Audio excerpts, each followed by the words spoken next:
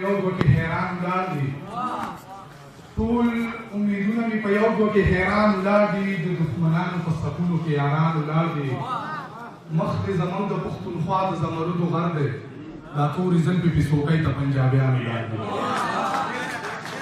مخ دې زموږ د پښتونخوا د زمرودو غر دی دا تورې زلفې پې څوکۍ ته پنجابیان ولاړ دي او د ځان نه په کمزور لاسونه هم پورته کوي د ځان نه په کمزور لاسونه هم پورته کوي حالانکې دوی د حق غږونه هم پورته کوي یاران زما خلوص د ورځې څنګه له دفن کړي یاران زما په جیب سوالونه هم پورته کوي غزل دی چې څه د کور او څه د یار ضرورتونه څه د کور او څه د یار ضرورتونه ما به خرڅ کړي په بازار ضرورتونه څه د کور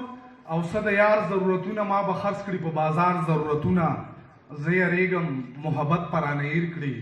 د اتوار نه تر اتوار ضرورتونه زه یریږم محبت په رانه هیر کړي د اتوار نه تر اتوار ضرورتونه د اسمان د پرښتو نه معتبر یم خو سړی کړي ګناهګار ضرورتونه د اسمان د پرښتو نه معتبر یم خو سړی کړي ګناهګار ضرورتونه د دې لار د ډار خبرې به سر کېږدي که معلوم شي د شکمار ضرورتونه د دې لار د ډار خبرې به سر کېږدي که معلوم شي د شکمار ضرورتونه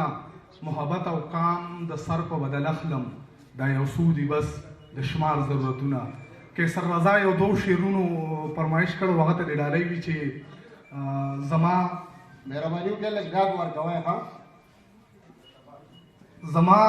د زړه نه زما یار وباسي لکه تزوونه چې څوک تار وباسي بې حرمتي مې د زړه سله کوي څوک چې جومات ته ځي پیزار وباسي د زورورو زور مشه خدایه زما د کور په منځ کې لار وباسي مننه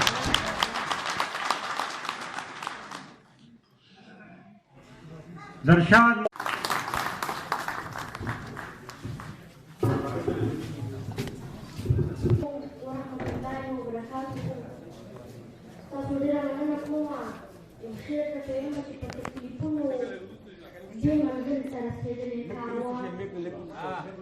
په تکلیفونو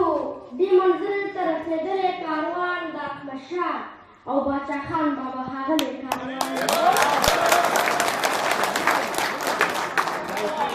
په تکلیفونو دې منزل ته رسېدلی کاروان د احمدشاه او باچا خان بابا ښاغلی کاروان خدای د هر قسمه نظر نه په امان وساتي چې د نظر بلر او بر سره یو شوی کاروان یو نه زم د سره شریکومه عنوان یې دی که بیا یې وروستو قبلوي او که نه وایي چې ربه